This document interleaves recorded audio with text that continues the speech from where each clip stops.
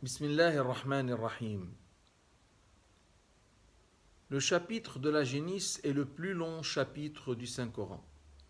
Il a ainsi été nommé par le prophète sallallahu alayhi wa sallam lui-même en référence à cette histoire de la génisse justement qui survient à hauteur des versets numéro 66 jusqu'au numéro 72.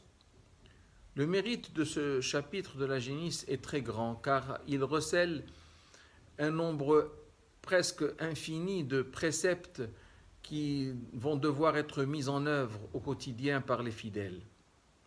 Le prophète sallallahu alayhi wa sallam loue le mérite de ce chapitre et dit Iqra'ul Baqarah fa inna akhdaha baraka wa tarkaha hasra wa la yastati'uha al-batala. Ce qui signifie réciter la génisse, car le fait de l'apprendre est source de bénédiction et le fait de l'ignorer est source de regret. Et dans tous les cas, aucun filou ne peut en assimiler réellement le contenu.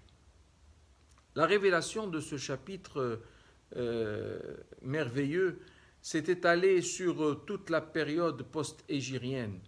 Et le dernier verset à avoir été révélé à Sayyidina Muhammad sallallahu alayhi wa sallam s'y trouve d'ailleurs. Il s'agit du verset numéro 280.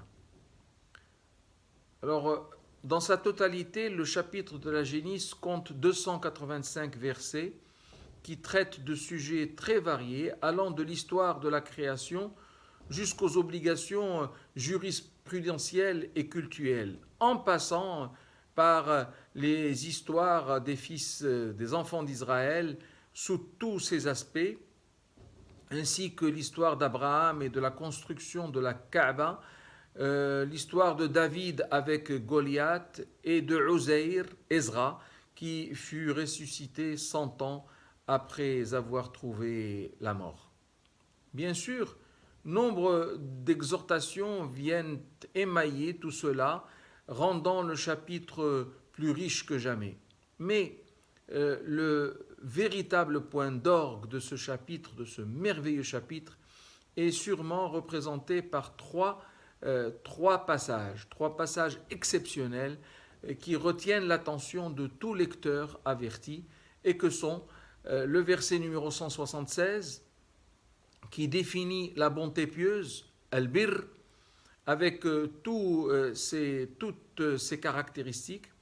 Ensuite, il y a le verset numéro 253, qu'on appelle aussi le verset du trône, surat Ayat al-Arsh, ou Ayat al-Kursi, qui n'est autre que le plus sublime verset du Coran. Et bien sûr, nous n'oublierons pas les deux derniers versets qui constituent une prière magnifique résumant les spécificités de l'islam et du monothéisme auquel il appelle.